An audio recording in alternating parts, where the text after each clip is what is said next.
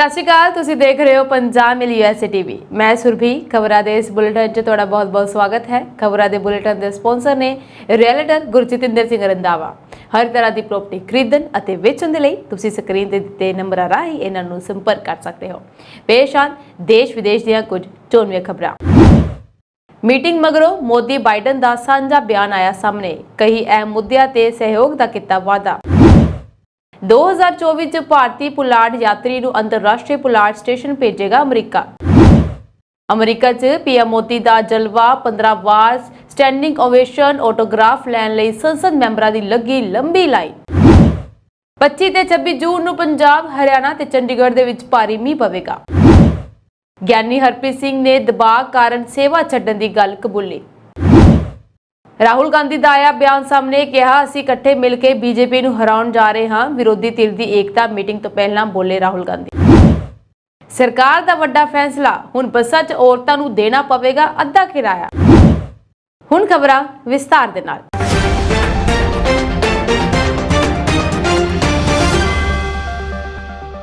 प्रधानमंत्री नरेंद्र मोदी ने वीरवार ਨੂੰ ਅਮਰੀਕਾ ਦੇ ਰਾਸ਼ਟਰਪਤੀ ਜੋ ਬਾਈਡਨ ਦੇ ਨਾਲ ਖੜੇ ਹੋ ਕੇ ਕਿਹਾ ਕਿ ਭਾਰਤ ਅਤੇ ਅਮਰੀਕਾ ਦੋਵਾਂ ਦੇ ਡੀਐਨਏ 'ਚ ਲੋਕਤੰਤਰ ਹੈ। ਲੋਕਤੰਤਰ ਸਾਡੀਆਂ ਰਗਾਂ 'ਚ ਹੈ। ਲੋਕਤੰਤਰ ਨੂੰ ਅਸੀਂ ਜਿੱਤੇ ਹਾਂ। ਸਾਡੇ ਪੂਰਵਜਾਂ ਨੇ ਇਸ ਨੂੰ ਸੰਵਿਧਾਨ ਦੇ ਰੂਪ ਦੇ ਵਿੱਚ ਸ਼ਬਦਾਂ 'ਚ ਢਾਲਿਆ ਹੈ। ਜਦੋਂ ਅਸੀਂ ਲੋਕਤੰਤਰ ਨੂੰ ਜਿੱਤੇ ਹਾਂ, ਫਿਰ ਭੇਦਭਾਵ ਦੀ ਗੱਲ ਹੀ ਨਹੀਂ ਆਉਂਦੀ। ਸਾਡੀ ਸਰਕਾਰ ਸਭ ਦਾ ਸਾਥ, सबका विकास, सबका विश्वास, सबका प्रयास ਦੇ ਸਿਧਾਂਤ ਤੇ ਚੱਲਦੀ ਹੈ। ਭਾਰਤ ਦੇ ਲੋਕਤਾਂਤਰਿਕ ਕਦਰਾਂ ਕੀਮਤਾਂ 'ਚ ਕੋਈ ਭੇਦਭਾਵ ਨਹੀਂ ਹੈ। ਸਰਕਾਰ ਦੀਆਂ ਯੋਜਨਾਵਾਂ ਸਾਰਿਆਂ ਦੇ ਲਈ ਹਨ ਅਤੇ ਇਸ 'ਚ ਜਾਤ, ਪੰਥ, ਧਰਮ ਆਦਿ ਨੂੰ ਲੈ ਕੇ ਕਿਸੇ ਨਾਲ ਕੋਈ ਭੇਦਭਾਵ ਨਹੀਂ ਹੁੰਦਾ ਹੈ। ਵਾਈਟ ਹਾਊਸ 'ਚ ਰਾਸ਼ਟਰਪਤੀ ਬਾਈਡਨ ਨਾਲ ਗੱਲਬਾਤ ਤੋਂ ਬਾਅਦ ਸਾਂਝੇ ਪ੍ਰੈਸ ਵਾਰਤਾ 'ਚ ਪ੍ਰਧਾਨ ਮੰਤਰੀ ਨੇ ਕਿਹਾ ਕਿ ਅੱਜ ਦਾ ਦਿਨ ਭਾਰਤ ਅਤੇ ਅਮਰੀਕਾ ਦੇ ਸਬੰਧਾਂ ਦੇ ਇਤਿਹਾਸ 'ਚ ਇੱਕ ਵਿਸ਼ੇਸ਼ ਮਹੱਤਵ ਰੱਖਦਾ ਹੈ। ਅੱਜ ਦੀ ਸਾਡੀ ਚਰਚਾ ਅਤੇ ਮਹੱਤਵਪੂਰਨ ਫੈਸਲਿਆਂ ਦੇ ਨਾਲ ਸਾਡੇ ਸਮੁੱਚੇ ਗਲੋਬਲ ਰਣਨੀਤਿਕ ਗੱਠਜੋੜ 'ਚ ਇੱਕ ਨਵਾਂ ਅਧਿਆਇ ਜੁੜਿਆ ਹੈ। ਉਹਨਾਂ ਨੇ ਵੀ ਕਿਹਾ ਕਿ ਭਾਰਤ ਅਤੇ ਅਮਰੀਕਾ ਵਿਚਾਲੇ ਗੱਠਜੋੜ ਦੀਆਂ ਬੇਹੱਦ ਸੰਭਾਵਨਾਵਾਂ ਹਨ। ਸਾਡੇ ਸਬੰਧਾਂ ਦਾ ਸਭ ਤੋਂ ਅਹਿਮ ਥੰਮ ਲੋਕਾਂ ਦੇ ਵਿੱਚ ਸੰਪਰਕ ਹੈ। 40 ਲੱਖ ਤੋਂ ਜ਼ਿਆਦਾ ਭਾਰਤੀ ਮੂਲ ਦੇ ਲੋਕਾਂ ਨੇ ਅਮਰੀਕਾ ਦੇ ਵਿਕਾਸ 'ਚ ਯੋਗਦਾਨ ਦਿੱਤਾ ਹੈ। ਪ੍ਰਧਾਨ ਮੰਤਰੀ ਨੇ ਅੱਗੇ ਕਿਹਾ ਕਿ ਅੱਤਵਾਦ ਅਤੇ ਕੱਟੜਵਾਦ ਦੇ ਖਿਲਾਫ ਲੜਾਈ 'ਚ ਭਾਰਤ ਅਤੇ ਅਮਰੀਕਾ ਮੋਢੇ ਦੇ ਨਾਲ ਮੋਢਾ ਜੋੜ ਕੇ ਚੱਲ ਰਹੇ ਹਨ। ਅਸੀਂ ਸਹਿਮਤ ਹਾਂ ਕਿ ਸਰਹੱਦ ਪਾਰ ਅੱਤਵਾਦ ਨੂੰ ਖਤਮ ਕਰਨ ਦੇ ਲਈ ਠੋਸ ਕਾਰਵਾਈ ਜ਼ਰੂਰੀ ਹੈ। ਭਾਰਤ ਦੇ ਆਰਟੇਮਿਸ ਸੰਧੀ 'ਚ ਸ਼ਾਮਲ ਹੋਣ ਦਾ ਫੈਸਲਾ ਦੇ ਐਲਾਨ ਬਾਰੇ ਮੋਦੀ ਨੇ ਕਿਹਾ ਕਿ ਅਸੀਂ ਪੁਲਾੜ ਸਹਿਯੋਗ 'ਚ ਨਵਾਂ ਕਦਮ ਅੱਗੇ ਵਧਾਇਆ ਹੈ। ਪ੍ਰਧਾਨ ਮੰਤਰੀ ਨੇ ਕਿਹਾ ਕਿ ਸਾਡੀ ਰਾਸ਼ਟਰਪਤੀ ਬਾਈਡਨ ਦੇ ਨਾਲ ਕਈ ਖੇਤਰੀ ਅਤੇ ਕੌਮਾਂਤਰੀ ਮੁੱਦਿਆਂ ਤੇ ਚਰਚਾ ਹੋਈ ਹੈ। ਉਹਨਾਂ ਨੇ ਵੀ ਕਿਹਾ ਕਿ ਭਾਰਤ ਅਮਰੀਕਾ ਦਾ ਵਪਾਰ ਅਤੇ ਨਿਵੇਸ਼ ਭਾਈਵਾਲੀ ਦੋਵਾਂ ਦੇਸ਼ਾਂ ਦੇ ਲਈ ਹੀ ਨਹੀਂ ਸਗੋਂ ਕੌਮਾਂਤਰੀ ਅਰਥ ਵਿਵਸਥਾ ਦੇ ਲਈ ਵੀ ਮਹੱਤਵਪੂਰਨ ਹੈ ਅਤੇ ਅੱਜ ਅਮਰੀਕਾ ਭਾਰਤ ਦਾ ਸਭ ਤੋਂ ਵੱਡਾ ਕਾਰੋਬਾਰੀ ਸਹਿਯੋਗੀ ਹੈ। ਮੋਦੀ ਨੇ ਅੱਗੇ ਕਿਹਾ ਕਿ ਭਾਰਤ G20 ਦਾ ਇੱਕੋ ਇੱਕ ਦੇਸ਼ ਹੈ ਜਿਸ ਨੇ ਜਲਵਾਯੂ ਤਬਦੀਲੀ ਤੇ ਪੈਰਿਸ 'ਚ ਕੀਤੇ ਗਏ ਸਾਰੇ ਵਾਅਦਿਆਂ ਨੂੰ ਪੂਰਾ ਕੀਤਾ ਹੈ। ਭਾਰਤ ਨਾ ਸਿਰਫ ਆਪਣੀਆਂ ਜ਼ਿੰਮੇਵਾਰੀਆਂ ਨਿਭਾਏਗਾ ਸਗੋਂ ਦੂਸਰਿਆਂ ਦੀ ਵੀ ਮਦਦ ਕਰੇਗਾ। ਪ੍ਰਧਾਨ ਮੰਤਰੀ 2015 ਦੇ ਪੈਰਿਸ ਸਮਝੌਤੇ ਦੇ ਤਹਿਤ ਜ਼ਿੰਮੇਵਾਰੀਆਂ ਦਾ ਜ਼ਿਕਰ ਕਰ ਰਹੇ ਹਨ। ਮੋਦੀ ਨੇ ਕਿਹਾ ਕਿ ਅਸੀਂ ਚਾਹੁੰਦੇ ਹਾਂ ਕਿ ਭਾਰਤ ਇੱਕ ਗ੍ਰੀਨ ਹਾਈਡਰੋਜਨ ਕੇਂਦਰ ਬਣੇ ਅਤੇ ਅਸੀਂ ਇਸ ਦਿਸ਼ਾ 'ਚ ਕੰਮ ਕਰ ਰਹੇ ਹਾਂ। ਇੰਟਰਨੈਸ਼ਨਲ ਸੋਲਰ ਅਲਾਇੰਸ ਭਾਰਤ ਵੱਲੋਂ ਸ਼ੁਰੂ ਕੀਤਾ ਗਿਆ ਹੈ ਅਤੇ ਕਈ ਦੇਸ਼ ਇਸ 'ਚ ਸ਼ਾਮਲ ਹੋ ਗਏ ਹਨ ਅਤੇ ਭਾਰਤ ਦੇ ਨਾਲ ਕੰਮ ਕਰ ਰਹੇ ਹਨ। ਅਮਰੀਕਾ ਦੇ ਰਾਸ਼ਟਰਪਤੀ ਜੋ ਬਾਈਡਨ ਨੇ ਵੀਰਵਾਰ ਨੂੰ ਵਾਸ਼ਿੰਗਟਨ ਵਿੱਚ ਪ੍ਰਧਾਨ ਮੰਤਰੀ ਨਰਿੰਦਰ ਮੋਦੀ ਦੇ ਨਾਲ ਮੁਲਾਕਾਤ ਤੋਂ ਬਾਅਦ ਕਿਹਾ ਕਿ ਦੋਵੇਂ ਦੇਸ਼ 2024 ਦੇ ਵਿੱਚ ਭਾਰਤੀ ਪੁਲਾੜ ਯਾਤਰੀ ਨੂੰ ਅੰਤਰਰਾਸ਼ਟਰੀ ਪੁਲਾੜ ਸਟੇਸ਼ਨ ਭੇਜਣ ਦੇ ਲਈ ਸਹਿਮਤ ਹੋ ਗਏ ਹਨ। ਦੁਵੱਲੀ ਗੱਲਬਾਤ ਤੋਂ ਬਾਅਦ ਮੀਡੀਆ ਨੂੰ ਸੰਬੋਧਿਤ ਕਰਦੇ ਹੋਏ ਬਾਈਡਨ ਨੇ ਕਿਹਾ ਕਿ ਦੋਹਾਂ ਦੇਸ਼ਾਂ ਦੇ ਸਬੰਧ ਦੁਨੀਆ 'ਚ ਸਭ ਤੋਂ ਮਹੱਤਵਪੂਰਨ ਅਤੇ ਇਤਿਹਾਸ 'ਚ ਹੁਣ ਤੱਕ ਦੇ ਸਭ ਤੋਂ ਮਜ਼ਬੂਤ, ਨਜ਼ਦੀਕੀ ਅਤੇ ਗਤੀਸ਼ੀਲ ਹਨ। ਬਾਈਡਨ ਨੇ ਵੀ ਕਿਹਾ ਕਿ ਅਸੀਂ ਮਿਲ ਕੇ ਦੁਨੀਆ ਦਾ ਸਾਂਝਾ ਭਵਿੱਖ ਬਣਾ ਰਹੇ ਹਾਂ। ਇਸ ਦੇ ਵਿੱਚ ਬੇਅੰਤ ਸੰਭਾਵਨਾਵਾਂ ਹਨ। ਸਹਿਯੋਗ ਦੇ ਨਵੇਂ ਖੇਤਰ ਲੱਭਣ ਦੇ ਲਈ ਦੋਵਾਂ ਦੇਸ਼ਾਂ ਦੀ ਸਮਰੱਥਾ ਤੋਂ ਪ੍ਰਭਾਵਿਤ ਹਾਂ। ਪੀਐਮ ਮੋਦੀ ਦੀ ਇਸ ਫੇਰੀ ਨਾਲ ਭਾਰਤ ਅਤੇ ਸੰਯੁਕਤ ਰਾਜ ਦਿਖਾ ਰਹੇ ਹਨ ਕਿ ਕਿਵੇਂ ਉਹ ਦੁਨੀਆ ਭਰ ਦੇ ਵਿੱਚ ਸਕਾਰਾਤਮਕ ਤਬਦੀਲੀ ਅਤੇ ਇੱਕ ਬਿਹਤਰ ਸਥਾਨ ਬਣਾਉਣ ਦੇ ਲਈ ਕੰਮ ਕਰ ਰਹੇ ਹਨ। ਦੋਵੇਂ ਦੇਸ਼ ਕੈਂਸਰ ਅਤੇ ਸ਼ੂਗਰ ਵਰਗੀਆਂ ਗੰਭੀਰ ਬਿਮਾਰੀਆਂ ਦੇ ਇਲਾਜ ਦੇ ਲਈ ਨਵੇਂ ਤਰੀਕਿਆਂ ਦੀ ਖੋਜ ਕਰ ਰਹੇ ਹਨ। ਦੋਵੇਂ ਦੇਸ਼ ਪੁਲਾੜ ਖੋਜ ਨਾਲ ਜੁੜੇ ਪ੍ਰੋਜੈਕਟਾਂ ਤੇ ਵੀ ਸਹਿਯੋਗ ਕਰ ਰਹੇ ਹਨ, ਜਿਸ ਵਿੱਚ 2024 ਦੇ ਵਿੱਚ ਇੱਕ ਭਾਰਤੀ ਪੁਲਾੜ ਯਾਤਰੀ ਨੂੰ ਅੰਤਰਰਾਸ਼ਟਰੀ ਪੁਲਾੜ ਸਟੇਸ਼ਨ ਭੇਜਣਾ ਸ਼ਾਮਲ ਹੈ। ਭਾਰਤੀ ਪੁਲਾੜ ਯਾਤਰੀ 2024 ਦੇ ਵਿੱਚ ਪੁਲਾੜ ਵਿੱਚ ਜਾਣਗੇ। ਪ੍ਰਧਾਨ ਮੰਤਰੀ ਮੋਦੀ ਨੇ ਕਿਹਾ ਕਿ ਅੱਜ ਭਾਰਤ ਅਮਰੀਕਾ ਸਬੰਧਾਂ ਦੇ ਇਤਿਹਾਸ ਵਿੱਚ ਇੱਕ ਖਾਸ ਦਿਨ ਹੈ। ਆਰਟੇਮਿਸ ਸਮਝੌਤੇ ਵਿੱਚ ਸ਼ਾਮਲ ਹੋਣ ਦਾ ਐਲਾਨ ਕਰਦਿਆਂ ਮੋਦੀ ਨੇ ਵੀ ਕਿਹਾ ਕਿ ਅਸੀਂ ਪੁਲਾੜ ਸਹਿਯੋਗ ਦੇ ਵਿੱਚ ਇੱਕ ਵੱਡੀ ਛਾਲਵਾਰੀ ਹੈ। ਪੀਐਮ ਮੋਦੀ ਦੇ ਨਾਲ ਵਿਦੇਸ਼ ਮੰਤਰੀ ਜੈਸ਼ੰਕਰ ਅਤੇ ਰਾਸ਼ਟਰੀ ਸੁਰੱਖਿਆ ਸਲਾਹਕਾਰ ਅਜੀਤ ਡੋਪਾਲ ਵੀ ਮੌਜੂਦ ਸਨ। ਪ੍ਰਧਾਨ ਮੰਤਰੀ ਇਨੇ ਦਿਨੀ ਅਮਰੀਕਾ ਦੌਰੇ ਤੇ ਹਨ। ਇਸ ਦੌਰਾਨ ਪੀਐਮ ਮੋਦੀ ਪਿਛਲੇ 21 ਜੂਨ ਤੋਂ ਅਮਰੀਕਾ ਦੇ ਵਿੱਚ ਵੱਖ-ਵੱਖ ਪ੍ਰੋਗਰਾਮਾਂ ਦੇ ਵਿੱਚ ਹਿੱਸਾ ਵੀ ਲੈ ਰਹੇ ਹਨ। ਇਸੇ ਕੜੀ ਦੇ ਵਿੱਚ ਪੀਐਮ ਮੋਦੀ ਨੇ ਆਪਣੇ ਦੌਰੇ ਦੇ ਦੂਜੇ ਦਿਨ ਯਾਨੀ ਕਿ ਪਿਛਲੇ ਵੀਰਵਾਰ ਨੂੰ ਅਮਰੀਕੀ ਸੰਸਦ ਦੇ ਸਾਂਝੇ ਸੈਸ਼ਨ ਨੂੰ ਸੰਬੋਧਨ ਕੀਤਾ। ਪੀਐਮ ਮੋਦੀ ਦੇ ਭਾਸ਼ਣ ਦੌਰਾਨ ਅਮਰੀਕੀ ਸੰਸਦ ਮੈਂਬਰਾਂ ਨੇ ਪੀਐਮ ਮੋਦੀ ਦੇ ਨਾਲ ਸੈਲਫੀ ਵੀ ਲਈ। ਲੋਕ ਆਟੋਗ੍ਰਾਫ ਲੈਣ ਦੇ ਲਈ ਕਤਾਰਾਂ ਦੇ ਵਿੱਚ ਖੜੇ ਨਜ਼ਰ ਆਏ। ਇੰਨਾ ਹੀ ਨਹੀਂ, ਪ੍ਰਧਾਨ ਮੰਤਰੀ ਮੋਦੀ ਦੇ ਭਾਸ਼ਣ ਦਾ ਖੜ ਕੇ ਤਾਲੀਆਂ ਨਾਲ ਸਵਾਗਤ ਵੀ ਕੀਤਾ ਗਿਆ। ਪੀਐਮ ਮੋਦੀ ਨੇ ਕਰੀਬ 1 ਘੰਟੇ ਤੱਕ ਭਾਸ਼ਣ ਦਿੱਤਾ। ਸਦਨ 'ਚ ਪ੍ਰਧਾਨ ਮੰਤਰੀ ਨਰਿੰਦਰ ਮੋਦੀ ਨੂੰ ਸੰਸਦ ਮੈਂਬਰਾਂ ਨੇ ਕੁੱਲ 15 ਵਾਰ ਖੜੇ ਹੋ ਕੇ ਸਟੈਂਡਿੰਗ ਓਵੇਸ਼ਨ ਮਿਲਿਆ, ਜਦਕਿ ਕਈ ਵਾਰ ਅਜਿਹਾ ਹੋਇਆ ਹੈ ਕਿ ਗੈਲਰੀ 'ਚ ਮੌਜੂਦ ਭਾਰਤੀ ਭਾਈਚਾਰੇ ਨੇ ਵੱਖਰੇ ਤੌਰ ਤੇ ਖੜੇ ਹੋ ਕੇ ਪ੍ਰਧਾਨ ਮੰਤਰੀ ਨਰਿੰਦਰ ਮੋਦੀ ਦਾ ਸਵਾਗਤ ਕੀਤਾ। ਪ੍ਰਧਾਨ ਮੰਤਰੀ ਮੋਦੀ ਨੇ ਪ੍ਰਤੀਨਿਧ ਸਦਨ ਦੇ ਸਪੀਕਰ ਕੈਵਿਨ ਮੈਕਾਰਥੀ ਦੀ ਸਾਂਝੀ ਸੈਸ਼ਨ ਦੇ ਸੰਬੋਧਨ ਬੁੱਕ ਤੇ ਵੀ ਦਸਤਖਤ ਕੀਤੇ। ਇਸ ਦੇ ਇਲਾਵਾ ਪ੍ਰਧਾਨ ਮੰਤਰੀ ਨਰਿੰਦਰ ਮੋਦੀ ਦੇ ਭਾਸ਼ਣ ਦੌਰਾਨ ਅਮਰੀਕੀ ਸੰਸਦ ਵਿੱਚ 79 ਵਾਰ ਤਾਲੀਆਂ ਵੀ ਵੱਜੀਆਂ ਹਨ। ਜਦੋਂ ਪੀਐਮ ਮੋਦੀ ਨੇ ਆਪਣਾ ਭਾਸ਼ਣ ਖਤਮ ਕੀਤਾ ਤਾਂ ਸਾਰੇ ਮੈਂਬਰਾਂ ਨੇ ਖੜੇ ਹੋ ਕੇ ਕਾਫੀ ਦੇਰ ਤੱਕ ਤਾੜੀਆਂ ਵਜਾਈਆਂ। ਦੂਜੇ ਪਾਸੇ ਅਮਰੀਕੀ ਪ੍ਰਤੀਨਿਧੀ ਸਭਾ ਦੇ ਸਪੀਕਰ ਕੈਵਿਨ ਮੈਕਾਰਥੀ ਨੇ ਪ੍ਰਧਾਨ ਮੰਤਰੀ ਨਰਿੰਦਰ ਮੋਦੀ ਦੇ ਨਾਲ ਮੁਲਾਕਾਤ ਦਾ ਆਪਣਾ ਤਜਰਬਾ ਸਾਂਝਾ ਕਰਦੇ ਕਿਹਾ ਕਿ ਉਹਨਾਂ ਨਾਲ ਬਹੁਤ ਵਧੀਆ ਸਮਾਂ ਬਿਤਾਇਆ। ਮੈਕਾਰਥੀ ਨੇ ਵਾਈਟ ਹਾਊਸ ਵਿੱਚ ਦਾਖਲ ਹੁੰਦੇ ਹੀ ਕਿਹਾ ਕਿ ਸਾਡਾ ਪ੍ਰਧਾਨ ਮੰਤਰੀ ਮੋਦੀ ਨਾਲ ਬਹੁਤ ਵਧੀਆ ਸਮਾਂ ਰਿਹਾ। ਸਾਡਾ ਬਹੁਤ ਮਜ਼ਬੂਤ ਰਿਸ਼ਤਾ ਹੈ। ਪ੍ਰਧਾਨ ਮੰਤਰੀ ਮੋਦੀ ਇਸ ਨੂੰ ਅੱਗੇ ਲੈ ਕੇ ਜਾ ਰਹੇ ਹਨ ਅਤੇ ਦੋਵਾਂ ਦੇਸ਼ਾਂ ਨੂੰ ਮਜ਼ਬੂਤ ਬਣਾ ਰਹੇ ਹਨ। ਭਾਰਤੀ ਮੌਸਮ ਵਿਭਾਗ ਨੇ ਗਰਮੀ ਦੇ ਨਾਲ ਜੂਝ ਰਹੇ ਉੱਤਰ ਪ੍ਰਦੇਸ਼, ਬਿਹਾਰ ਅਤੇ ਦਿੱਲੀ ਐਨਸੀਆਰ ਸਮੇਤ ਕਈ ਰਾਜਾਂ ਦੇ ਲਈ ਖੁਸ਼ਖਬਰੀ ਦਿੱਤੀ ਹੈ। ਮੌਸਮ ਵਿਭਾਗ ਨੇ ਕਿਹਾ ਕਿ ਇਨ੍ਹਾਂ ਥਾਵਾਂ ਤੇ ਅੱਜ ਤੋਂ ਹੀਟ ਵੇਵ ਖਤਮ ਹੋ ਜਾਵੇਗੀ। ਇਸ ਦਾ ਮਤਲਬ ਹੈ ਕਿ ਇਨ੍ਹਾਂ ਸੂਬਿਆਂ 'ਚ ਲੋਕਾਂ ਨੂੰ ਗਰਮੀ ਤੋਂ ਰਾਹਤ ਮਿਲਣ ਵਾਲੀ ਹੈ। ਦਿੱਲੀ ਐਨਸੀਆਰ 'ਚ ਲੋਕਾਂ ਨੂੰ ਹਫ਼ਤੇ ਭਰ ਗਰਮੀ ਤੋਂ ਰਾਹਤ ਮਿਲਣ ਦੀ ਉਮੀਦ ਹੈ। ਮੌਸਮ ਵਿਭਾਗ ਨੇ ਭਵਿੱਖਬਾਣੀ ਕੀਤੀ ਹੈ ਕਿ ਅਗਲੇ 2 ਦਿਨਾਂ ਦੇ ਵਿੱਚ ਉੱਤਰ ਪੂਰਬੀ ਰਾਜਾਂ ਅਤੇ ਪੱਛਮੀ ਬੰਗਾਲ ਵਿੱਚ ਭਾਰੀ ਤੋਂ ਭਾਰੀ ਮੀਂਹ ਪੈਣ ਦੀ ਸੰਭਾਵਨਾ ਹੈ। ਮੈਦਾਨੀ ਇਲਾਕਿਆਂ ਦੇ ਵਿੱਚ 25 ਜੂਨ ਤੋਂ ਬਾਰਿਸ਼ ਦਾ ਅਲਰਟ ਹੈ। ਇਨ੍ਹਾਂ ਦੇ ਵਿੱਚੋਂ ਉੱਤਰਾਖੰਡ ਦੇ ਵਿੱਚ 22 ਤੋਂ 26 ਜੂਨ ਤੱਕ, ਹਿਮਾਚਲ ਪ੍ਰਦੇਸ਼ ਵਿੱਚ 24 ਤੋਂ 26 ਜੂਨ ਤੱਕ, ਪੰਜਾਬ, ਹਰਿਆਣਾ, ਚੰਡੀਗੜ੍ਹ, ਦਿੱਲੀ ਅਤੇ ਉੱਤਰ ਪ੍ਰਦੇਸ਼ ਦੇ ਵਿੱਚ ਵੀ 25 ਅਤੇ 26 ਜੂਨ ਨੂੰ ਭਾਰੀ ਮੀਂਹ ਪੈਣ ਦੀ ਸੰਭਾਵਨਾ ਹੈ। ਦਿੱਲੀ ਐਨਸੀਆਰ ਦੀ ਗੱਲ ਕਰੀਏ ਤਾਂ ਆਈਐਮਡੀ ਦੇ ਅਨੁਸਾਰ 22 ਤੋਂ 25 ਜੂਨ ਤੱਕ ਆਸਮਾਨ ਦੇ ਵਿੱਚ ਆਮ ਤੌਰ ਤੇ ਬੱਦਲ ਛਾਏ ਰਹਿਣਗੇ ਅਤੇ ਹਲਕੀ ਬਾਰਿਸ਼ ਅਤੇ ਬੂੰਦਾਬਾਂਦੀ ਹੋਵੇਗੀ। ਇਸ ਦੇ ਨਾਲ ਹੀ ਅਗਲੇ 2 ਦਿਨਾਂ ਦੇ ਵਿੱਚ 26 ਅਤੇ 27 ਜੂਨ ਨੂੰ ਮੀਂਹ ਪਵੇਗਾ। ਇਸ ਨਾਲ ਲੋਕਾਂ ਨੂੰ ਪੂਰਾ ਹਫ਼ਤਾ ਗਰਮੀ ਤੋਂ ਰਾਹਤ ਮਿਲਣ ਦੀ ਉਮੀਦ ਹੈ। ਅਕਾਲ ਤਖਤ ਦੇ ਸਾਬਕਾ ਕਾਰਜਕਾਰੀ ਜਥੇਦਾਰ ਗਿਆਨੀ ਹਰਪ੍ਰੀਤ ਸਿੰਘ ਨੇ ਅਸਿੱਧੇ ਤੌਰ ਤੇ ਮੰਨਿਆ ਕਿ ਉਹਨਾਂ ਦਬਾਅ ਕਾਰਨ ਸੇਵਾ ਛੱਡੀ ਹੈ। ਉਹ ਅੱਜ ਇੱਥੇ ਅਕਾਲ ਤਖਤ ਦੇ ਨਵ ਨਿਯੁਕਤ ਜਥੇਦਾਰ ਗਿਆਨੀ ਰਘਵੀਰ ਸਿੰਘ ਦੇ ਸੇਵਾ ਸੰਭਾਲ ਸਮਾਗਮ ਦੇ ਵਿੱਚ ਸ਼ਾਮਲ ਹੋਣ ਪੁੱਜੇ ਸਨ। ਪੰਜਾਬ ਵਿਧਾਨ ਸਭਾ ਦੇ ਵਿੱਚ ਪਾਸ ਕੀਤੇ ਗਏ ਗੁਰਦੁਆਰਾ ਸੋਧ ਬਿੱਲ ਬਾਰੇ ਗੱਲਬਾਤ ਕਰਦਿਆਂ ਸ਼੍ਰੋਮਣੀ ਕਮੇਟੀ ਦਾ ਨਾਮ ਲਏ ਬਗੈਰ ਆਖਿਆ ਕਿ ਅਜਿਹੇ ਹਾਲਾਤ ਪੈਦਾ ਕੀਤੇ ਜਾਣ ਤੋਂ ਗੁਰੇਜ਼ ਕਰਨਾ ਚਾਹੀਦਾ ਸੀ। ਸਮਾਗਮ ਮਗਰੋਂ ਪੱਤਰਕਾਰਾਂ ਨਾਲ ਗੱਲਬਾਤ ਕਰਦਿਆਂ ਗਿਆਨੀ ਹਰਪ੍ਰੀਤ ਸਿੰਘ ਨੇ ਕਿਹਾ ਕਿ ਹੁਣ ਉਹ ਤਣਾਅ ਮੁਕਤ ਹਨ ਅਤੇ ਸਕੂਨ ਮਹਿਸੂਸ ਕਰ ਰਹੇ ਹਨ। ਜ਼ਿੰਮੇਵਾਰੀ ਕਾਰਨ ਪਹਿਲਾਂ ਉਹ ਆਪਣਾ ਸਿਮਰਨ ਵੀ ਪੂਰਾ ਨਹੀਂ ਕਰ ਸਕਦੇ ਸਨ। ਆਪਣਾ ਕਾਰਜਕਾਲ ਦੌਰਾਨ ਦਬਾਅ ਬਾਰੇ ਗੱਲ ਕਰਦਿਆਂ ਉਹਨਾਂ ਨੇ ਇੰਗਲੈਂਡ ਵਿੱਚ ਦਿੱਤੀ ਇੱਕ ਇੰਟਰਵਿਊ ਦਾ ਹਵਾਲਾ ਦਿੱਤਾ, ਜਿਸ ਵਿੱਚ ਉਹਨਾਂ ਨੇ ਕਿਹਾ ਸੀ ਕਿ ਮੈਂ ਜਦੋਂ ਵੀ ਦਬਾਅ ਮਹਿਸੂਸ ਕਰਾਂਗਾ ਤਾਂ ਘਰ ਬੈਠ ਜਾਵਾਂਗਾ। ਉਹਨਾਂ ਨੇ ਕਿਹਾ ਕਿ ਹੁਣ ਉਹ ਘਰ ਬੈਠ ਗਏ ਹਨ। ਇੱਕ ਸਵਾਲ ਦੇ ਜਵਾਬ ਵਿੱਚ ਉਹਨਾਂ ਨੇ ਆਖਿਆ ਕਿ ਉਹਨਾਂ ਨੇ ਆਪਣੀ ਇੱਛਾ ਨਾਲ ਇਹ ਅਹੁਦਾ ਛੱਡਿਆ ਹੈ। ਪਟਨਾ 'ਚ ਵਿਰੋਧੀ ਧਿਰ ਦੇ ਏਕਤਾ ਮੀਟਿੰਗ ਤੋਂ ਪਹਿਲਾਂ ਕਾਂਗਰਸ ਨੇਤਾ ਰਾਹੁਲ ਗਾਂਧੀ ਨੇ ਕਿਹਾ ਕਿ ਅਸੀਂ ਇਕੱਠੇ ਮਿਲ ਕੇ ਭਾਜਪਾ ਨੂੰ ਹਰਾਉਣ ਜਾ ਰਹੇ ਹਾਂ। ਅਸੀਂ ਕਰਨਾਟਕ ਵਿੱਚ ਭਾਜਪਾ ਨੂੰ ਹਰਾਇਆ। ਉਹਨਾਂ ਨੇ ਦਾਅਵਾ ਕੀਤਾ ਕਿ ਤੇਲੰਗਾਨਾ, ਮੱਧ ਪ੍ਰਦੇਸ਼, ਰਾਜਸਥਾਨ ਅਤੇ ਛੱਤੀਸਗੜ੍ਹ ਵਿੱਚ ਕਾਂਗਰਸ ਪਾਰਟੀ ਦੀ ਸਰਕਾਰ ਬਣੇਗੀ। ਰਾਹੁਲ ਗਾਂਧੀ ਨੇ ਕਿਹਾ ਕਿ ਦੇਸ਼ ਵਿੱਚ 2 ਵਿਚਾਰਧਾਰਾਵਾਂ ਦੀ ਲੜਾਈ ਚੱਲ ਰਹੀ ਹੈ। ਇੱਕ ਸਾਡੇ ਭਾਰਤ ਜੋੜੋ ਅਤੇ ਦੂਜੇ ਪਾਸੇ ਭਾਜਪਾ ਦੀ ਭਾਰਤ ਤੋੜੋ ਵਿਚਾਰਧਾਰਾ। ਬੀਜੇਪੀ ਹਿੰਦੁਸਤਾਨ ਨੂੰ ਤੋੜਨ ਦਾ ਕੰਮ ਕਰ ਰਹੀ ਹੈ। ਨਫ਼ਰਤ ਅਤੇ ਹਿੰਸਾ फैलाउण ਦਾ ਕੰਮ ਕਰ ਰਹੀ ਹੈ ਤੇ ਕਾਂਗਰਸ ਪਾਰਟੀ ਜੋੜਨ ਦਾ ਕੰਮ ਕਰ ਰਹੀ ਹੈ ਤੇ ਪਿਆਰ ਫੈਲਾਉਣ ਦਾ ਕੰਮ ਕਰ ਰਹੀ ਹੈ। ਨਫ਼ਰਤ ਨੂੰ ਨਫ਼ਰਤ ਨਾਲ ਨਹੀਂ ਕੱਟਿਆ ਜਾ ਸਕਦਾ, ਨਫ਼ਰਤ ਨੂੰ ਪਿਆਰ ਦੇ ਨਾਲ ਹੀ ਕੱਟਿਆ ਜਾ ਸਕਦਾ ਹੈ। ਨੀਤੀਸ਼ ਕੁਮਾਰ ਦੇ ਸੱਦੇ ਤੇ ਸ਼ੁੱਕਰਵਾਰ ਨੂੰ ਪਟਨਾ 'ਚ ਵਿਰੋਧੀ ਪਾਰਟੀਆਂ ਦਾ ਵਿਸ਼ਾਲ ਇਕੱਠ ਹੋਣ ਜਾ ਰਿਹਾ ਹੈ। ਮੀਟਿੰਗ ਦੇ ਵਿੱਚ ਸ਼ਾਮਲ ਹੋਣ ਦੇ ਲਈ ਰਾਹੁਲ ਗਾਂਧੀ ਪਟਨਾ ਪਹੁੰਚ ਗਏ ਹਨ। ਕਾਂਗਰਸ ਪ੍ਰਧਾਨ ਮਲਿਕਾਰਜੁਨ ਖੜਗੇ ਵੀ ਬੈਠਕ 'ਚ ਸ਼ਾਮਲ ਹੋ ਰਹੇ ਹਨ। ਮੀਟਿੰਗ ਵਿੱਚ ਸ਼ਾਮਲ ਹੋਣ ਤੋਂ ਪਹਿਲਾਂ ਰਾਹੁਲ ਗਾਂਧੀ ਨੇ ਪਟਨਾ ਸਥਿਤ ਕਾਂਗਰਸ ਦਫ਼ਤਰ ਦਾ ਦੌਰਾ ਕੀਤਾ। ਇੱਥੇ ਵਰਕਰਾਂ ਨੂੰ ਸੰਬੋਧਨ ਕਰਦਿਆਂ ਉਹਨਾਂ ਨੇ ਕਿਹਾ ਕਿ ਪੂਰਾ ਦੇਸ਼ ਸਮਝ ਗਿਆ ਹੈ ਕਿ ਨਰਿੰਦਰ ਮੋਦੀ ਅਤੇ ਭਾਜਪਾ ਦਾ ਮਤਲਬ ਸਿਰਫ 2-3 ਲੋਕਾਂ ਨੂੰ ਫਾਇਦਾ ਪਹੁੰਚਾਉਣਾ ਹੈ, ਜਦਕਿ ਕਾਂਗਰਸ ਦਾ ਮਤਲਬ ਦੇਸ਼ ਦੇ ਗਰੀਬਾਂ ਦੇ ਨਾਲ ਖੜਨਾ ਅਤੇ ਉਹਨਾਂ ਦੇ ਲਈ ਕੰਮ ਕਰਨਾ ਹੈ। ਪੰਜਾਬ ਵਿਧਾਨ ਸਭਾ ਵੱਲੋਂ ਸਿੱਖ ਗੁਰਦੁਆਰਾ ਬਿੱਲ 2023 ਨੂੰ ਸਭ ਨੂੰ ਮੁਫਤ ਗੁਰਬਾਣੀ ਪ੍ਰਸਾਰਣ ਦੀ ਆਗਿਆ ਦੇਣ ਦੇ ਵਿਵਾਦ ਦੇ ਵਿਚਕਾਰ ਸ਼੍ਰੋਮਣੀ ਗੁਰਦੁਆਰਾ ਪ੍ਰਬੰਧਕ ਕਮੇਟੀ ਨੇ ਦਰਬਾਰ ਸਾਹਿਬ ਤੋਂ ਗੁਰਬਾਣੀ ਦੇ ਲਾਈਵ ਪ੍ਰਸਾਰਣ ਦੇ ਲਈ ਆਪਣਾ YouTube ਚੈਨਲ ਸ਼ੁਰੂ ਕਰਨ ਦੀ ਅਪੀਲ ਤਿਆਰੀ ਕਰ ਲਈ ਹੈ। ਸੂਤਰਾਂ ਨੇ ਦੱਸਿਆ ਕਿ ਸ਼੍ਰੋਮਣੀ ਕਮੇਟੀ ਦਰਬਾਰ ਸਾਹਿਬ ਕੰਪਲੈਕਸ ਵਿੱਚ ਸਥਿਤ ਆਪਣੇ ਦਫ਼ਤਰ ਦੇ ਵਿੱਚ ਰਿਲੇਕ ਲਈ ਇੱਕ ਸਟੂਡੀਓ ਰੂਮ ਸਥਾਪਿਤ ਕਰੇਗੀ। ਸ਼੍ਰੋਮਣੀ ਕਮੇਟੀ ਦੇ ਜਨਰਲ ਸਕੱਤਰ ਗੁਰਚਰਨ ਸਿੰਘ ਗਰੇਵਾਲ ਨੇ ਦੱਸਿਆ ਕਿ ਇਹ ਪ੍ਰੋਜੈਕਟ ਕਈ ਮਹੀਨੇ ਪਹਿਲਾਂ ਸ਼ੁਰੂ ਕੀਤਾ ਗਿਆ ਸੀ। ਉਹਨਾਂ ਨੇ ਵੀ ਕਿਹਾ ਕਿ ਇਸ ਸਾਲ 10 ਅਪ੍ਰੈਲ ਨੂੰ ਸ਼੍ਰੋਮਣੀ ਕਮੇਟੀ ਵੱਲੋਂ ਚੈਨਲ ਦੇ ਲਈ ਕੈਮਰਾ ਪਰਸਨ ਅਤੇ ਸੰਪਾਦਕ ਵਰਗਾ ਸਟਾਫ ਨਿਯੁਕਤ ਕਰਨ ਦਾ ਮਤਾ ਪਾਸ ਕੀਤਾ ਗਿਆ ਸੀ, ਪਰ ਇਸ ਸੰਬੰਧੀ ਹੋਰ ਵੇਰਵੇ ਦੇਣ ਤੋਂ ਇਨਕਾਰ ਕਰ ਦਿੱਤਾ ਗਿਆ।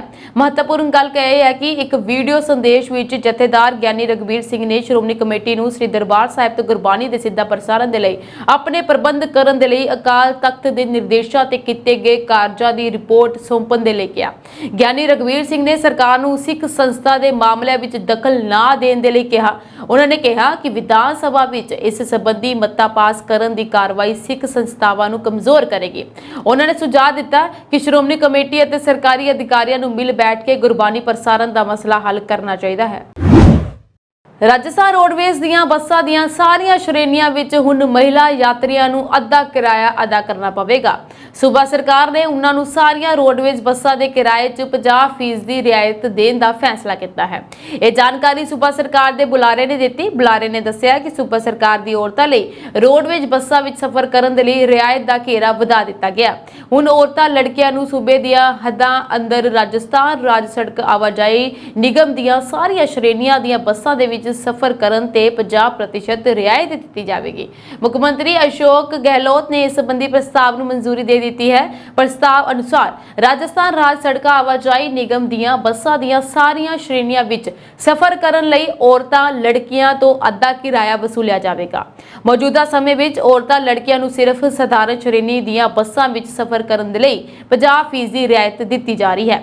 2023-24 ਦੇ ਬਜਟ ਵਿੱਚ ਮੁੱਖ ਮੰਤਰੀ ਨੇ ਔਰਤਾਂ ਨੂੰ ਸਧਾਰਨ ਰੋਡਵੇਜ਼ ਬੱਸਾਂ ਵਿੱਚ ਸਫ਼ਰ ਕਰਨ ਦੇ ਲਈ ਦਿੱਤੀ ਜਾਣ ਵਾਲੀ ਰਿਆਇਤ ਨੂੰ 30 ਤੋਂ ਵਧਾ ਕੇ 50% ਕਰਨ ਦਾ ਐਲਾਨ ਕੀਤਾ ਸੀ। ਇਹ ਐਲਾਨ 1 ਅਪ੍ਰੈਲ 2023 ਤੋਂ ਲਾਗੂ ਕੀਤਾ ਗਿਆ ਸੀ।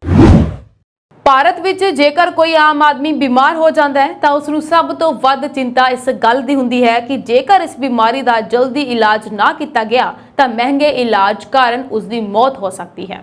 ਕਈ ਵਾਰ ਗੰਭੀਰ ਬਿਮਾਰੀਆਂ ਦੇ ਲਈ ਦਵਾਈਆਂ ਖਰੀਦਣ ਲਈ ਲੋਕਾਂ ਦੇ ਖੇਤ ਅਤੇ ਗਹਿਣੇ ਵੇਚ ਦਿੱਤੇ ਜਾਂਦੇ ਹਨ। ਅਜਿਹੇ 'ਚ ਇੱਕ ਖਬਰ ਉਹਨਾਂ ਸਾਰੇ ਮਰੀਜ਼ਾਂ ਦੇ ਲਈ ਰਾਹਤ ਵਾਲੀ ਹੋ ਸਕਦੀ ਹੈ।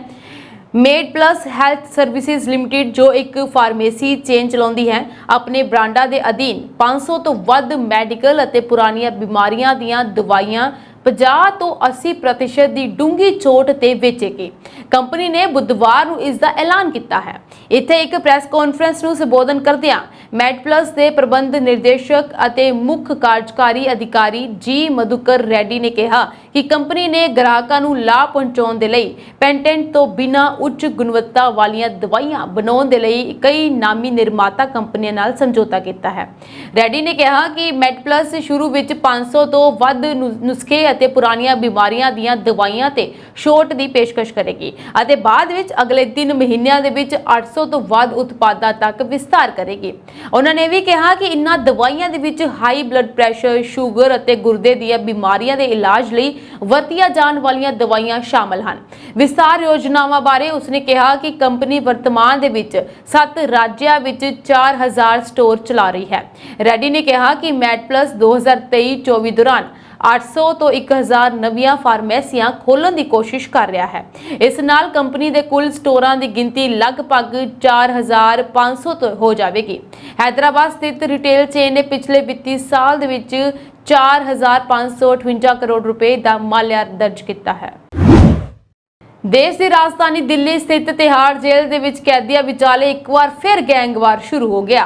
इस विच करीब 21 कैदी जख्मी हो गए हैं। जेल प्रशासन तो मिली जानकारी अनुसार तिहाड़ जेल नंबर 8 विच कैदियों की आपस में भिड़ हो गई। इस दौरान कई कैदियों ने आपस में लड़ाई झगड़ा शुरू कर दिता। जिक्रयोग है कि कैदियों दी गतिविधियां ते नजर रखने के लिए तिहाड़ के हर कोने ते CCTV कैमरे लगाए गए हैं। इस बावजूद अजिहियां घटनावां सामने आ रही हैं। सुरक्षा के लिहाज नाल जेल के वार्डां नूं 3 श्रेणियां दे विच वंडिया गया है। इन्हां विच जनरल वार्ड, विशेष सुरक्षा वार्ड ਅਤੇ ਉੱਚ जोखम सुरक्षा वार्ड शामिल हैं। कुल 975 कैमरिਆਂ ਨਾਲ जेल की निगरानी की जा रही है। इस नाल ही 80 अधिकारियों तो इलावा 1000 तो वध जेल कर्मचारी तैनात हैं। हवाबाजी कंपनी स्पाइस जेट के गुरुग्राम दफ्तर च उस समय हड़कंप मच गया जदों किसी ने फोन करके उत्थे बंब धमाके की धमकी दे दी। सूचना ते पहुंची पुलिस ने दफ्तर की जांच की। पुलिस फोन नंबर की जांच कर रही है। पुलिस का कहना है कि किसी ने शरारत के इरादे दे नाल ये अफवाह फैलाई है। घटना वीरवार शाम की दसी जा रही है। स्पाइस जेट के दफ्तर तो पहला भी कई थावां ते अजिहे बंब धमकियां मिल चुकियां हैं। इस विच एयरपोर्ट तो लैके रेलवे स्टेशन ਅਤੇ ਕਿਸੇ भी नेता के दफ्तर ਜਾਂ जनरल दफ्तर तक सब कुछ शामिल है। अजिहियां धमकियां अक्सर किसी शरारती अंसर ਜਾਂ ਕਿਸੇ नशेड़ी व्यक्ति ਵੱਲੋਂ ਦਿੱਤੀਆਂ ਜਾਣ ਦਾ मामला सामने आया। हालांकि अजे तक इस मामले ਵਿੱਚ पुलिस ਵੱਲੋਂ कोई खुलासा नहीं किया गया। सरकार के हुक्मां की पालना करदियां जिला प्रशासन ने आयल सेंटरां ट्रैवल एजेंसियां प्रति सख्त रुख अख्तियार किया है। आयल सेंटर के संचालक नूं विद्यार्थियों का नाम, पता और मोबाइल नंबर, कितनी फीस ली जाती है, लाइसेंस नंबर, अध्यापकों का वेरवा आदि भी प्रशासन नूं देना पवेगा। इस तो इलावा ट्रैवल एजेंटां नूं किन्ने वीजे दिते गए हैं, किन्ने रद्द किए गए हैं आदि की जानकारी भी देनी पवेगी। प्रशासन ने इस संबंधी नोटिस चिपका दिता है। जानकारी अनुसार भारतीय विदेश सेवा के संयुक्त ਸਕੱਤਰ ने पंजाब ਸਕੱਤਰ ਨੂੰ पत्र लिख के दसिया कि उन्होंने पिछले दिनी अमृतसर, जलंधर, चंडीगढ़ का दौरा किया सी। इस दौरान रिक्रूटिंग एजेंटा हिस्सेदारां नाल भी विचार वटांदरा किया गया। इस दौरान एक गल सामने आई कि पंजाब ट्रैवल प्रोफैशनल्स रेगुलेशन रूल्स 2013 तहत ट्रैवल एजेंसी के नां ते लाइसेंस लिया जा रहा है। इस दी आड़ विच विदेशों में भर्ती का धंधा किया गया है। यह पंजाब मनुखी तस्करी रोकथाम एक्ट की उलंघना है। उन्होंने सरकार को इस संबंधी 3 मई को कार्रवाई करने के निर्देश दिए, जिस तो बाद सरकार ने सारे DC को कार्रवाई करने के लिए कहा गया। हुक्मां तहत हुण आयल्स सेंटर का नवा लाइसेंस और लाइसेंस रीन्यू करने की जिम्मेवारी प्रशासन को देनी पवेगी। DC सुरभि मलिक ने दसिया कि आयल्स सेंटर लिए जरूरी हदायतां जारी कर दी गई हैं। ट्रांसजेंडर भी चंडीगढ़ पुलिस की कांस्टेबल भर्ती प्रक्रिया दे विच हिस्सा लै सकणगे। यह फैसला पंजाब और हरियाणा हाई कोर्ट ने एक ट्रांसजेंडर द्वारा भर्ती प्रक्रिया विच हिस्सा लैण लई दायर पटीशन ते दिता है। हाई कोर्ट ने चंडीगढ़ पुलिस नूं पटिशनर नूं अंतरिम राहत देण अते उस नूं ट्रांसजेंडर वजों अर्जी देण ते हुक्म दिते हैं। पटिशनर ने हाई कोर्ट नूं दस्सिया कि उसने 20 मई 2023 नूं चंडीगढ़ पुलिस विच कांस्टेबल दीआं असामियां ते भर्ती संबंधी इश्तिहार देखिया सी। होर इच्छुक उम्मीदवारों वांग वो भी अपलाई करना चाहता सी, पर फॉर्म भरन वेले पता लगा कि इस विच कोई ट्रांसजेंडर कालम नहीं सी। इस तो बाद 2 जून 2023 नूं पटिशनकर्ता ने चंडीगढ़ प्रशासन के गृह सकੱਤਰ ਅਤੇ DGP चंडीगढ़ नूं ट्रांसजेंडर तहत फॉर्म भरन की मंजूरी लई मंग पत्र दिता, पर चंडीगढ़ पुलिस वालों उसनूं कोई जवाब नहीं मिलिया। इस मामले की कई बार पैरवी करन तो बाद उसने हाई कोर्ट तक पहुंच की। पटिशनर ने कहा कि वह पूरी तरह योग है ਅਤੇ इस भर्ती विच शामिल होना चाहता है। इस बावजूद उसनूं मौका नहीं दिता जा रहा। इस नाल ही पटिशन विच इस इश्तिहार नूं भी चुनौती दी गई है, जिस विच ट्रांसजेंडर वजों अपलाई करन दा कोई विकल्प नहीं है। गरवाल दी बेंच ने पेश दस्तावेजां ਅਤੇ केस की घोख करन तो बाद पाया कि पटिशनर चंडीगढ़ पुलिस विच कांस्टेबल की भर्ती लई चोण प्रक्रिया लई पूरी तरह योग है, जिस तो बाद पटिशनर नूं राहत दिंदे होए फार्म दे विच ट्रांसजेंडर कॉलम ना होण ते चंडीगढ़ के गृह ਸਕੱਤਰ ਅਤੇ होरां नूं नोटिस जारी करते हुए जवाब दाखिल करने के हुक्म दिए गए हैं। इस नाल ही चंडीगढ़ पुलिस ने आदेश दिता गया है कि वह चंडीगढ़ पुलिस वालों तय की गई आखिरी तारीख तो पहला पटिशनकर्ता के ट्रांसजेंडर वजों अर्जी फॉर्म स्वीकार करे। ਜਲੰਧਰ ਦੇ ਵਿੱਚ ਪੈਂਡਿੰਗ ਮੰਗਾਂ ਨੂੰ ਲੈ ਕੇ ਪਨਬਸ ਪੀਆਰਟੀਸੀ ਠੇਕਾ ਕਰਮਚਾਰੀ ਯੂਨੀਅਨ ਵੱਲੋਂ ਡਿਪੂ 2 ਦੇ ਸਾਹਮਣੇ ਨਾਅਰੇਬਾਜ਼ੀ ਕਰਦੇ ਹੋਏ ਰੋਸ ਪ੍ਰਗਟਾਇਆ ਗਿਆ। ਯੂਨੀਅਨ ਦੀ ਸੂਬੀਆਈ ਕਾਰਜਕਾਰਨੀ ਦੇ ਸੀਨੀਅਰ ਮੀਤ ਪ੍ਰਧਾਨ ਉਸ ਤੋਂ ਬਾਅਦ ਡਿਪੂ 2 ਦੇ ਪ੍ਰਧਾਨ ਸਤਪਾਲ ਸਿੰਘ ਸੱਤਾ ਦੀ ਪ੍ਰਧਾਨਗੀ ਦੇ ਵਿੱਚ ਹੋਏ ਇਸ ਰੋਸ ਪ੍ਰਦਰਸ਼ਨ ਦੌਰਾਨ ਅਗਲੇ ਸੰਘਰਸ਼ ਦੀ ਰੂਪਰੇਖਾ ਵੀ ਤਿਆਰ ਕੀਤੀ ਗਈ ਹੈ। ਦਲਜੀਤ ਸਿੰਘ ਜੱਲੇਵਾਲ ਨੇ ਕਿਹਾ ਕਿ ਠੇਕਾ ਕਰਮਚਾਰੀਆਂ ਨੇ ਪੱਕਾ ਕਰਨ ਪ੍ਰਤੀ ਸਰਕਾਰ ਵੱਲੋਂ ਗੰਭੀਰਤਾ ਲਈ ਨਹੀਂ ਵਿਖਾਈ ਜਾ ਰਹੀ ਹੈ ਅਤੇ ਹੋਰ ਮੰਗਾਂ ਵੀ ਲੰਮੇ ਅਰਸੇ ਤੋਂ ਚੱਲੀਆਂ ਆ ਰਹੀਆਂ ਹਨ। ਯੂਨੀਅਨ ਵੱਲੋਂ ਇਸ ਦੇ ਵਿਰੋਧ ਵਿੱਚ 27 ਜੂਨ ਨੂੰ ਸੂਬੇ ਭਰ ਦੇ ਵਿੱਚ ਸਰਕਾਰੀ ਬੱਸਾਂ ਦਾ ਚੱਕਾ ਜਾਮ ਕੀਤਾ ਜਾਵੇਗਾ। ਲੋਕ ਸਭਾ ਦੀ ਜਿਮਨੀ ਚੋਣ ਦੌਰਾਨ ਮੁੱਖ ਮੰਤਰੀ ਵੱਲੋਂ ਮੰਗਾਂ ਮੰਨਣ ਦਾ ਭਰੋਸਾ ਦਿਵਾਇਆ ਗਿਆ ਸੀ, ਜੋ ਕਿ ਅਜੇ ਤੱਕ ਪੂਰਾ ਨਹੀਂ ਹੋ ਸਕਿਆ। ਮੁੱਖ ਸਕੱਤਰ ਵੱਲੋਂ ਕੀਤੇ ਵਾਅਦੇ ਅਜੇ ਤੱਕ ਅਧੂਰੇ ਹਨ। ਇਸ ਕਾਰਨ ਚੱਕਾ ਜਾਮ ਕਰਨ ਤੋਂ ਇਲਾਵਾ ਉਹਨਾਂ ਦੇ ਕੋਲ ਮੰਗਾਂ ਮਨਵਾਉਣ ਲਈ ਹੋਰ ਕੋਈ ਬਦਲ ਬਾਕੀ ਨਹੀਂ ਬਚਿਆ। ਉਹਨਾਂ ਨੇ ਕਿਹਾ ਕਿ ਕਾਂਗਰਸ ਸਰਕਾਰ ਦੇ ਸਮੇਂ ਕਰਮਚਾਰੀਆਂ ਦੀ ਤਨਖਾਹ ਵਿੱਚ 5% ਵਾਧਾ ਹੋਇਆ ਸੀ, ਪਰ ਸਰਕਾਰ ਬਦਲਣ ਤੋਂ ਬਾਅਦ ਅਧਿਕਾਰੀਆਂ ਨੇ ਇਸ ਤਨਖਾਹ ਵਾਧੇ ਨੂੰ ਰੋਕ ਦਿੱਤਾ, ਜਿਸ ਨਾਲ ਕਰਮਚਾਰੀਆਂ ਵਿੱਚ ਰੋਸ ਵੱਧ ਰਿਹਾ ਹੈ। ਉਹਨਾਂ ਨੇ ਕਿਹਾ ਕਿ ਠੇਕਾ ਕਰਮਚਾਰੀਆਂ ਨੂੰ ਤੁਰੰਤ ਪ੍ਰਭਾਵ ਨਾਲ ਪੱਕਾ ਕੀਤਾ ਜਾਵੇ ਅਤੇ ਪਿਛਲੇ ਸਮੇਂ ਦੌਰਾਨ ਰੋਕੀ ਗਈ ਤਨਖਾਹ ਵਾਧੇ ਦੀ ਰਾਸ਼ੀ ਨੂੰ ਕਰਮਚਾਰੀਆਂ ਦੇ ਖਾਤੇ ਵਿੱਚ ਪਾਇਆ ਜਾਵੇ। ਸਤਪਾਲ ਸਿੰਘ ਨੇ ਵੀ ਕਿਹਾ ਕਿ ਕਰਮਚਾਰੀਆਂ ਦੀ ਘਾਟ ਕਾਰਨ 500 ਤੋਂ ਵੱਧ ਸਰਕਾਰੀ ਬੱਸਾਂ ਡਿਪੂਆਂ ਦੇ ਵਿੱਚ ਧੂੜ ਫੱਕ ਰਹੀ ਹੈ, ਪਰ ਵਿਭਾਗ ਇਹਨਾਂ ਨੂੰ ਚਲਾਉਣ ਦੇ ਲਈ ਉਚਿਤ ਕਦਮ ਨਹੀਂ ਚੁੱਕ ਰਿਹਾ। ਅਧਿਕਾਰੀ ਸਸਪੈਂਡ ਚੱਲ ਰਹੇ ਹਨ। 400 ਕਰਮਚਾਰੀਆਂ ਨੂੰ ਬਹਾਲ ਕਰਨ। ਉਹਨਾਂ ਨੂੰ ਕਿਹਾ ਕਿ ਕਿਲੋਮੀਟਰ ਕੀ ਸਕੀਮ ਤਹਿਤ ਬੱਸਾਂ ਪਾਉਣ ਦੀ ਯੋਜਨਾ ਨੂੰ ਬੰਦ ਕਰਕੇ ਵਿਭਾਗ ਆਪਣੀਆਂ ਖੁਦ ਦੀਆਂ ਬੱਸਾਂ ਪਾਉਣ ਪ੍ਰਤੀ ਜ਼ਰੂਰ ਕਦਮ ਚੁੱਕੇ। ਪੀਐਸਪੀਸੀਐਲ ਨੇ 15,000 ਮੈਗਾਵਾਟ ਤੋਂ ਵੱਧ ਦੀ ਡਿਮਾਂਡ ਨੂੰ ਪੂਰਾ ਕਰਦੇ ਹੋਏ ਸਪਲਾਈ ਦਾ ਨਵਾਂ ਰਿਕਾਰਡ ਕਾਇਮ ਕੀਤਾ ਹੈ। ਕੱਟ ਰਹਿਤ ਬਿਜਲੀ ਲਈ ਵਿਭਾਗ ਵੱਲੋਂ ਉੱਤਰੀ ਗ੍ਰਿਡ ਤੋਂ ਬਿਜਲੀ ਲਈ ਜਾ ਰਹੀ ਹੈ। ਤਿੱਖੀ ਗਰਮੀ ਵਿਚਕਾਰ ਤਾਪਮਾਨ 41-42 ਡਿਗਰੀ ਤੋਂ ਪਾਰ ਪਹੁੰਚ ਚੁੱਕਿਆ ਹੈ, ਜਿਸ ਕਾਰਨ ਬਿਜਲੀ ਦੀ ਮੰਗ ਵਿੱਚ ਰੋਜ਼ਾਨਾ ਵਾਧਾ ਹੋ ਰਿਹਾ ਹੈ। ਇਸ ਦੇ ਬਾਵਜੂਦ ਵਿਭਾਗ ਵੱਲੋਂ ਸਾਰੀਆਂ ਕੈਟਾਗਰੀਆਂ ਦੇ ਖਪਤਕਾਰਾਂ ਨੂੰ ਕੱਟ ਰਹਿਤ ਬਿਜਲੀ ਮੁਹੱਈਆ ਕਰਵਾਈ ਜਾ ਰਹੀ ਹੈ। ਪੀਐਸਪੀਸੀਐਲ ਦੇ ਸੀਐਮਡੀ ਬਲਦੇਵ ਸਿੰਘ ਸਰਾ ਨੇ ਕਿਹਾ ਕਿ ਪੰਜਾਬ ਦੇ ਸਾਰੇ ਜ਼ਿਲ੍ਹਿਆਂ ਦੇ ਕਿਸਾਨਾਂ ਨੂੰ 8 ਘੰਟੇ ਸਪਲਾਈ ਦੇਣ ਕਾਰਨ ਬਿਜਲੀ ਦੀ ਡਿਮਾਂਡ ਵੱਧ ਚੁੱਕੀ ਹੈ।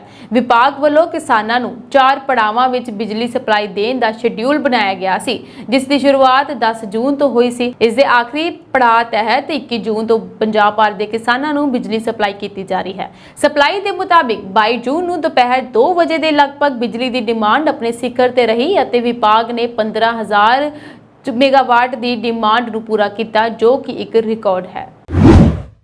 ਪੰਜਾਬ ਕਾਂਗਰਸ ਦੇ ਸਾਬਕਾ ਪ੍ਰਧਾਨ ਨਵਜੋਤ ਸਿੰਘ ਸਿੱਧੂ ਨੇ ਭਗਵੰਤ ਮਾਨ ਦੀ ਸਰਕਾਰ ਤੇ ਤਿੱਖਾ ਨਿਸ਼ਾਨਾ ਬਿੰਨ੍ਹਿਆ। ਉਹਨਾਂ ਨੇ ਪੰਜਾਬ ਦੀ ਵਿੱਤੀ ਹਾਲਤ ਨੂੰ ਗੰਭੀਰ ਕਰਾਰ ਦਿੱਤਾ। ਦਰਅਸਲ ਪੰਜਾਬ ਸਰਕਾਰ ਨੇ ਪੈਨਸ਼ਨਰਾਂ ਤੋਂ ਵੀ 200 ਰੁਪਏ ਵਸੂਲਣ ਦੀ ਪ੍ਰਵਾਨਗੀ ਦੇ ਦਿੱਤੀ ਹੈ, ਜਿਸ ਤੋਂ ਬਾਅਦ ਮੁੱਖ ਮੰਤਰੀ ਭਗਵੰਤ ਮਾਨ ਦੀ ਸਰਕਾਰ ਇੱਕ ਵਾਰ ਫਿਰ ਵਿਰੋਧੀ ਪਾਰਟੀਆਂ ਦੇ ਨਿਸ਼ਾਨੇ ਤੇ ਆ ਗਈ ਹੈ। ਇਸ ਮੌਕੇ ਨਵਜੋਤ ਸਿੰਘ ਸਿੱਧੂ ਨੇ ਮਾਨ ਸਰਕਾਰ ਨੂੰ ਘੇਰਿਆ। ਨਵਜੋਤ ਸਿੰਘ ਸਿੱਧੂ ਨੇ ਕਿਹਾ ਕਿ ਪੰਜਾਬ ਦੀ ਆਰਥਿਕ ਹਾਲਤ ਖਰਾਬ ਹੈ, ਸੂਬੇ ਵਿੱਚ ਕੋਈ ਆਮਦਨ ਨਹੀਂ ਹੈ। ਉਹਨਾਂ ਨੇ ਪੈਨਸ਼ਨ ਧਾਰਕਾਂ ਤੋਂ ਪੈਸੇ ਵਸੂਲਣ ਦੇ ਮੁੱਦੇ ਤੇ ਨਿਸ਼ਾਨਾ ਸਾਧਿਆ ਤੇ ਕਿਹਾ ਕਿ ਵਿਅਕਤੀਆਂ ਦੇ ਪੈਸੇ ਨਾਲ ਖਜ਼ਾਨਾ ਭਰਿਆ ਜਾ ਰਿਹਾ ਹੈ। ਉਹਨਾਂ ਨੇ ਵੀ ਕਿਹਾ ਕਿ ਪੰਜਾਬ ਕਰਜ਼ੇ ਦੀ ਮਾਰ ਹੇਠ ਹੈ। ਨਵਜੋਤ ਨੇ ਅੱਗੇ ਕਿਹਾ ਕਿ ਅਸਿੱਧੇ ਟੈਕਸ ਤੇ ਹੁਣ ਸਪਸ਼ਟ ਸਿੱਧਾ ਟੈਕਸ ਹੈ। ਪੰਜਾਬ ਸਰਕਾਰ ਦੀ ਵਿੱਤੀ ਹਾਲਾਤ ਖਸਤਾ ਹਾਲਤ 'ਚ ਸਾਫ਼ ਦਿਖਾਈ ਦਿੰਦੀ ਹੈ। ਸਿੱਖਿਆ ਮੰਤਰੀ ਪੰਜਾਬ ਵੱਲੋਂ ਪੰਜਾਬ ਦੇ ਸਰਕਾਰੀ ਸਕੂਲਾਂ ਦੇ ਵਿੱਚ ਮਿਡ ਡੇ ਮੀਲ ਤਿਆਰ ਕਰਨ ਵਾਲੇ ਕੁੱਕ ਕਮ ਹੈਲਪਰਾਂ ਨੂੰ ਪੇਸ਼ ਆ ਰਹੀਆਂ ਸਮੱਸਿਆਵਾਂ ਨੂੰ ਧਿਆਨ 'ਚ ਰੱਖਦੇ ਹੋਏ ਇਸ ਨੂੰ ਦੂਰ ਕਰਨ ਦੇ ਲਈ ਸਿੱਖਿਆ ਵਿਭਾਗ ਨੂੰ ਦਿਸ਼ਾ ਨਿਰਦੇਸ਼ ਜਾਰੀ ਕੀਤੇ ਗਏ ਹਨ। ਇਸ ਦੇ ਸਬੰਧ ਵਿੱਚ ਪੰਜਾਬ ਸਟੇਟ ਮਿਡ ਡੇ ਮੀਲ ਸੁਸਾਇਟੀ ਵੱਲੋਂ ਸਾਰੇ ਜ਼ਿਲ੍ਹਾ ਸਿੱਖਿਆ ਅਧਿਕਾਰੀਆਂ, ਐਲੀਮੈਂਟਰੀ ਸਿੱਖਿਆ ਜਾਂ ਫਿਰ ਸੈਕੰਡਰੀ ਸਿੱਖਿਆ ਨੂੰ ਨਿਰਦੇਸ਼ ਦਿੱਤੇ ਗਏ ਹਨ ਕਿ ਸਕੂਲ ਦੇ ਵਿੱਚ ਵਿਦਿਆਰਥੀਆਂ ਦੀ ਗਿਣਤੀ ਦੀ ਰੇਸ਼ੋ ਅਨੁਸਾਰ ਕੁੱਕ ਕਮ ਹੈਲਪਰ ਸਕੂਲ ਮੈਨੇਜਮੈਂਟ ਕਮੇਟੀ ਵੱਲੋਂ ਤਾਇਨਾਤ ਕੀਤੇ ਜਾਂਦੇ ਹਨ। ਇਸ ਸਬੰਧ ਵਿੱਚ ਵਿਦਿਅਕ ਸੈਸ਼ਨ ਦੀ ਜੋ ਵਿਦਿਆਰਥੀ ਗਿਣਤੀ 30 ਸਤੰਬਰ ਦੀ ਹੋਵੇਗੀ, ਉਸ ਦੇ ਅਨੁਸਾਰ ਹੀ ਕੁੱਕ ਕਮ ਹੈਲਪਰ ਦੀ ਰੇਸ਼ੋ ਤੈਅ ਕੀਤੀ ਜਾਵੇਗੀ। ਜੇਕਰ ਕਿਸੇ ਕੁੱਕ ਕਮ ਹੈਲਪਰ ਨੂੰ ਦਿਸ਼ਾ ਨਿਰਦੇਸ਼ ਦੇ ਅਨੁਸਾਰ ਹਟਾਇਆ ਜਾਣਾ ਬੰਦ ਹੈ ਤਾਂ ਇਸ ਸਬੰਧ 'ਚ ਪੂਰਾ ਕੇਸ ਤਿਆਰ ਕਰਦੇ ਹੋਏ ਸੰਬੰਧਿਤ ਜ਼ਿਲ੍ਹਾ ਸਿੱਖਿਆ ਅਧਿਕਾਰੀਆਂ ਅਤੇ ਬਲਾਕ ਸਿੱਖਿਆ ਅਧਿਕਾਰੀਆਂ ਦੀ ਸਿਫਾਰਿਸ਼ ਦੇ ਨਾਲ ਮੁੱਖ ਦਫ਼ਤਰ ਤੋਂ ਪਾਸ ਕਰਾਉਣ ਦੇ ਲਈ ਭੇਜਿਆ ਜਾਵੇ ਤਾਂ ਕਿ ਇਸ ਤੇ ਕਾਰਵਾਈ ਕੀਤੀ ਜਾ ਸਕੇ। ਇਹ ਸਾਂਝੀ ਦੇਸ਼ ਵਿਦੇਸ਼ ਦੀਆਂ ਕੁਝ ਚੋਣਵੀਆਂ ਖਬਰਾਂ। ਹੋਰ ਖਬਰਾਂ ਦੇ ਨਾਲ ਜੁੜੇ ਰਹਿਣ ਦੇ ਲਈ ਤੁਸੀਂ ਬਣੇ ਰਹੋ ਪੰਜਾਬ ਮੇਲ USA TV ਦੇ ਨਾਲ।